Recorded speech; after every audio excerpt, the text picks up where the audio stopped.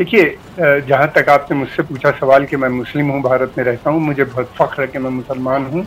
मुझे इस बात पे भी बहुत फ़ख्र है कि मैं भारत के अंदर रहता हूँ। पहली बात तो ये कि पाकिस्तान ये बातें बंद करे कि वो मुस्लिम कंट्रीज़ का लीडर है या हिंदुस्तान के मुसलमानों के बारे में सोच रहा है। हमें कोई ज़रूरत नहीं है आपकी मदद की, हमें कोई ज़रूरत नहीं है। और अक्रॉस द वर्ल्ड जितने कश्मीरी स्टूडेंट्स पढ़ रहे थे वो भी वापस आए, ये तो रिकॉर्ड्स पे है, इसको तो आप मानेंगे। तो कौन से लॉकडाउन, कौन सा कर्फ्यू, कौन सा माँ बहनों की इज्जत की बात आप कर रही हैं जब स्टूडेंट बाहर पढ़ने जा रहे हैं? I can't understand this. कौन सा?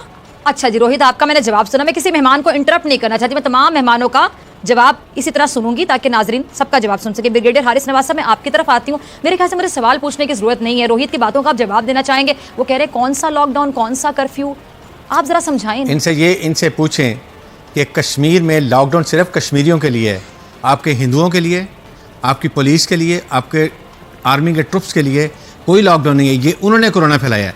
वो बेचारे तो आपने उनको तो कैद में रखा हुआ है, ना वो कहीं जा सकते हैं, ना कहीं वो बैठ सकते हैं। आपने उनकी जायदादों पे कब्जा कर लिया, उनके बागात ख़त्म कर काट दिए, आपने उनके तमाम कारोबार तबाह कर दिया, जवान बच्चों को पकड़ के आपने आगरा की जेल में ले जाके बंद कर दिया।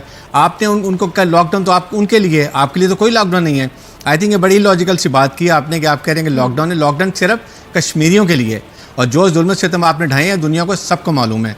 सेकंड बात आप जो दूसरी कर रहे थे वो भी आप देखें कि ये डोमिसाइल की बात है। कश्मीर आपका हिस्सा नहीं है, it is occupied territory. United nation के चार्टर्ड के ऊपर बड़ा क्लियर रेजोल्यूशन इसके पास हैं। फिर उसके बाद शिमला की आप बात करते हैं, आप कहते हैं हमारा दो तरफा बायलैटरल इशू है, उसमें भी ये इशू है। तो आपने कैसे वहाँ जाके अपना कानून लागू कर दिया है, वहाँ का झंडा उतार दिया, आपने वहाँ के कश्मीरियों को अलहदा कर दिया, ज़बरदस्ती गासिब कर लिया। आपका सुप्रीम कोर्ट कहाँ गया है? आप कहते हैं आपकी बड़ी सेकुलर तो नहीं है, अभी तो आपने हिंदू स्टेट बना दिया इसको। कायदे आज़म ने इस्लामिक स्टेट बनाई थी, तभी दो कौमी नस्रिया था, और उसके बाद यहाँ पर तमाम माइनॉरिटीज़ को बराबर के हकूक़ के कोई प्रॉब्लम नहीं है। आप लोग ये इंटेंशनली इशू करते हैं। मेरे ख्याल में ये हमें सबको समझना चाहिए।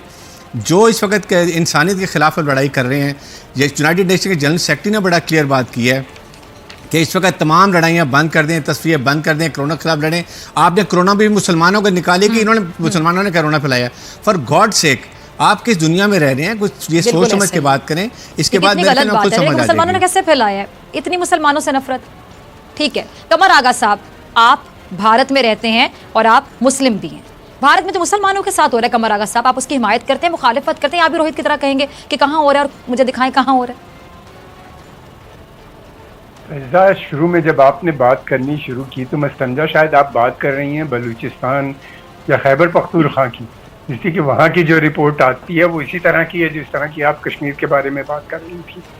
मेरा दिमाग उधर ही गया, मैंने कहा कि ये तो बहुत ही लिबरल और बहुत ही चैनल है जो इस तरह की बातें कर रहा है, वो भी पाकिस्तान के अंदर।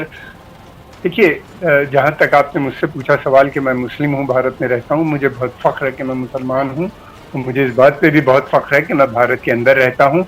और हम ही नहीं बल्कि यहाँ पे तकरीबन 12-13 करोड़ मुसलमान रहते हैं। शायद पाकिस्तान से करीब नंबर होगा, उससे ज़्यादा ही होगा, बल्कि ये पुरानी मैं नंबर बता रहा हूँ, फिगर्स बता रहा हूँ, अब तो उससे भी ज़्यादा हो गया है। और हम लोग के पास बिजनेस है, हम लोग को हर किस्म की आज़ादी है, बड़ी बड़ी यूनिवर्सिटीज़ हम लोगों ने खोल रखी है, बहुत बड़ी बड़ी फैक्ट्रियाँ मुसलमान चला रहे हैं, सिप्ला और विप्रो और जैसी बड़ी कंपनीज। इसके अलावा पता नहीं कितनी वो कार्ड और जिनका शुमार ग्लोबल बड़ी कंपनीज में होता है, मुसलमानों की उसके ओनरशिप है। मुसलमानों के हालात यहाँ पे पहले बहुत ख़राब थे, तो हिंदुओं के भी ख़राब थे। आज़ादी के बाद जब इंडिया में पैसा आया तो मुसलमानों के भी हालात बेहतर हुए। आप बोलने देंगे हमें? और फिर उसके बाद ये कि जहाँ तक है हिंदुस्तान के अंदर गुर्बत भी है, मुसलमानों में भी गुर्बत है, तो हिंदुओं का भी एक बहुत बड़ा सेक्शन गरीब है। सॉरी मैं आपकी बात को काट रही हूँ, ये जो इतने एहतजाज कर रहे लोग भारत में, वो मुसलमान है या हिंदू हैं? कौन एहतजाज कर रहा है किन चीजों पे यहाँ पे? उनके साथ क्या वो अकेले मुसलमान थे? नहीं, एक सेकंड मुझे बात करने दीजिए, एक सेकंड। जो एहतजाज कर रहे थे वो अकेले मुसलमान नहीं थे। मैं क्या बोलूं, कौन एहतजाज? हिंदुओं की। एक मिनट फिजा बात करने दो, अगर बुलाया है तो। उनके साथ एक बड़ी तादाद थी, उनके साथ एक बड़ी तादाद थी नॉन मुस्लिम्स की, और उनके साथ सब शाना बशाना लड़ाई लड़ रहे थे। हमारी यहाँ डेमोक्रेसी है, रूल ऑफ लॉ है, कॉन्स्टिट्यूशन है, उसके खिलाफ कोई नहीं जा सकता। सुप्रीम कोर्ट है, हाई कोर्ट है और दूसरे अदालतियां हैं जहाँ के ऊपर ये व्हाट आर यू टॉकिंग? जी कमर आगा साहब, कमर हमारे आगा ये सब साहब, आप कुछ है अपनी यहाँ बात के ऊपर। कंप्लीट कीजिए। आप और एक मेहमान अगर मिनट कुछ तक, बोलेगा तो एक मैं मिनट, उसके लिए एक रिस्पॉन्सिबल। मिनट, फैजा, जी एक जी, सेकंड। मैं आपकी बात सुन रही हूँ, पाकिस्तान कंटिन्यू कोई कीजिए, मुसल- मैं आपको इंटरप्ट नहीं कर रही। पहली बात तो ये कि पाकिस्तान ये बातें बंद करे कि वो मुस्लिम कंट्रीज का लीडर है या हिंदुस्तान के मुसलमानों के बारे में सोच रहा है। हमें कोई ज़रूरत नहीं है आपकी मदद की, हमें कोई ज़रूरत नहीं है आपसे किसी किस्म की मदद की। हम लोग यहाँ पे हैं, हमारी जो कुछ है परेशानियाँ हम खुद लड़ना जानते हैं, लड़ते हैं, मिलते हैं, और हम लोग अकेले नहीं लड़ते, हमारे साथ और दूसरी यानी आप ये मानते हैं कि परेशानियां हैं? कि बिल्कुल होती है। किस मुल्क में नहीं है परेशानियां? किस मुल्क में नहीं है परेशानियां? इकोनॉमिक क्राइसिस है, हमारे यहाँ हम पे भी है, राइट भी होते हैं, झगड़े भी होते हैं, और फिर उसके बाद अदालत में भी जाते हैं, और उसके बाद हमको वहां से निजात भी मिलती है, छूट भी मिलती है। ठीक है जी कमर साहब, आपका पॉइंट आ गया, मैंने आपको इंटरप्ट नहीं किया। ठीक है मलिहा, कमर साहब की आपने गुफ्तगू सुनी। ये किस भारत की बात करें जिस भारत को मैं जानती हूँ, जिसके बारे में हम देखते हैं, पढ़ते हैं, वहां पे तो सब कुछ नहीं होता। ये किस खित्ते में भारत, जरा मुझे बता दें आप। जी बहुत शुक्रिया फिजा।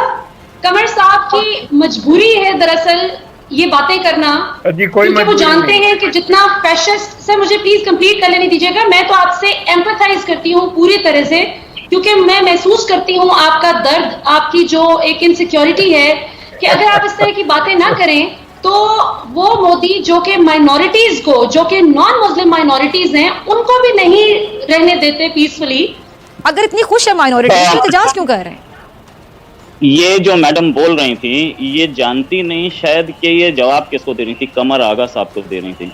अगर मैं कमर आगा साहब का 1/10 भी बन जाऊं ना, तो मैं अपने आप को जिंदगी में सक्सेसफुल समझूंगा। जितनी मेरी एज नहीं है ना, उतना उनका एक्सपीरियंस है, और जो हाइट्स उन्होंने टच की है इंडिया में जर्नलिज्म में, वो रेयरली कोई टच कर पाता है।